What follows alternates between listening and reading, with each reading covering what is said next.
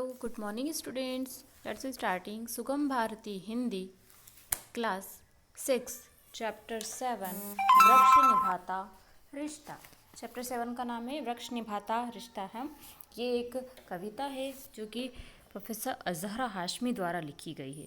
इसमें पेड़ पौधों का हमारे साथ कैसा रिश्ता होना चाहिए, पेड़ पौधे हमारे लिए क्यों आवश्यक होते हैं, उन पेड़ पौधों में कितने औषधीय गुण होते हैं, ये सारी जानकारी इस चैप्टर में हमें दी गई है। तो स्टार्ट करें।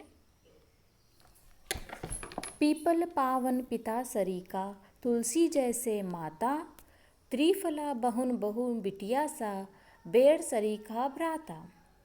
महुआ मामा जैसा लगता, वन उपवन महकाता, आम वृक्ष नानासा वत्सल, मीठे फल बरसाता। फर्स्ट पैराज में क्या कहा गया है कि पीपल का जो वृक्ष है वो हमारे लिए पिता समान माना गया है, तुलसी माता के समान मानी गई है, त्रिफला का जो पौधा है वह बहन बहू और बिटिया जैसे हैं, और बैर का जो वृक्ष है वह हमारे लिए भाई के समान माना है। महुआ का पौधे को मामा के जैसा माना है, जो कि जिसकी सुगंध से चारों तरफ महकता है। आम का जो वृक्ष वो नाना सा व्यवहार माना गया है कि नाना नानी कैसे प्रेम करते हैं अपने बच्चों को, तो नाना नानी का जो है उन्हें आम के वृक्ष के समान माना गया है, जो कि हमेशा मीठे फल बरसाते हैं। पोषक रक्षक जीवनदायिनी औषधियों का दाता, वृक्ष निभाता आज भी पारिवारिक रिश्ता नाता।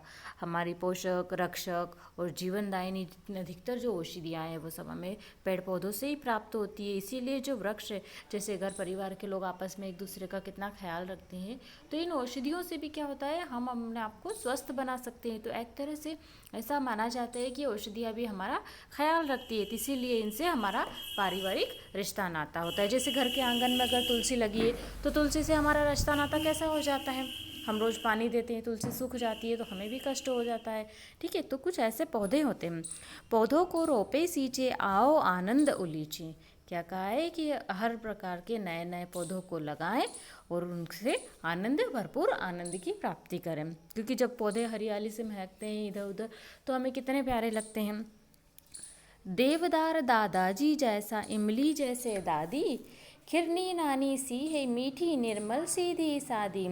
देवदार हमें दादाजी के वृक्ष जैसा, जो कि बहुत लंबा पूरा होता है। इमली खट्टी मीठी दादी के समान लगती है। खिरनी के पेड़ को कौन सा कहा गया है, नानी के जैसा माना गया है, जो कि बहुत ही निर्मल और सीधी साधी माना गया है।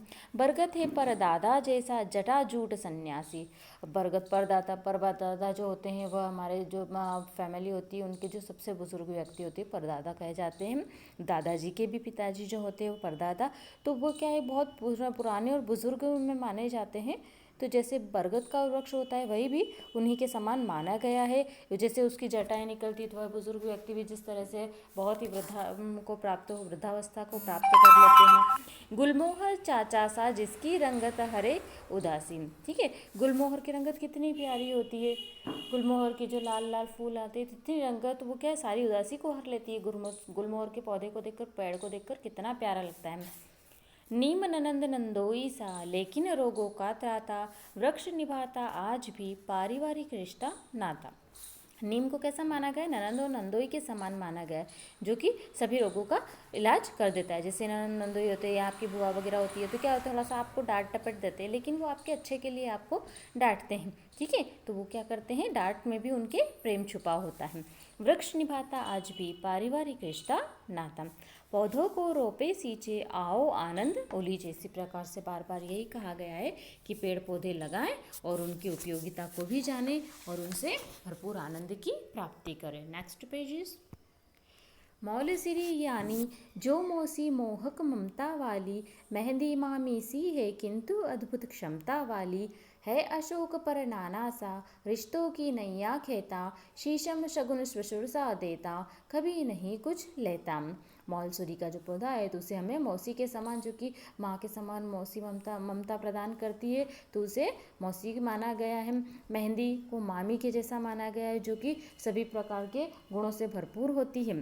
ठीक है, और उसका रंग रूप, ठीक है, उसे मौसी को कैसा बना गया है, मेहंदी को मामी के समान माना गया है। अशोक के जो वृक्ष है उसको परनाना जैसा माना गया है, जो कि सभी रिश्तों को आगे आगे दृढ़ता से बढ़ाते ही रहते हैं। शीशम के वृक्ष और उसके गुणों को ससुर सा माना गया, ससुर का माना गया है, जो कि हमेशा देता ही रहता है, कभी भी बदले में कुछ प्राप्त नहीं करते हैं। मधुमेह का कुशल वैद्य है जामुन जो जामाता, वृक्ष निभाता आज भी पारिवारिक रिश्ता नाता, पौधों को रोपे सींचे आओ आनंद उलीचे। मधुमेह अर्थात डायबिटीज़ जो होते हैं, तो उसके लिए सबसे प्रमुख वृक्ष कौन सा माना गया है, जामुन का जो बीज होते हैं उनको सुखाकर उनका पाउडर बना के लेते हैं, तो कहा जाता है कि उसमें मधुमेह के इलाज में बहुत ही फायदेमंद होता है। तो उसे कैसे माना गया है, जामादा के समान माना गया, अर्थात घर के जो दामाद होते हैं उनके समान माना गया है। इसीलिए कहा गया है कि वृक्ष जो है वो अब आज भी हमारे लिए पारिवारिक रिश्तों के समान ही है। घर का कोई पेड़ पौधा होता है घर के आंगन में, तो हमें उससे कितना प्रेम होता है, ठीक है, उसकी कितनी केयर करते हैं हम लोग। तो इसी तरह से वृक्षों को हमें उगाना चाहिए और उनका ख्याल रखना चाहिए। किस तरह से, एक पारिवारिक व्यक्ति की तरह से। Okay students, bye.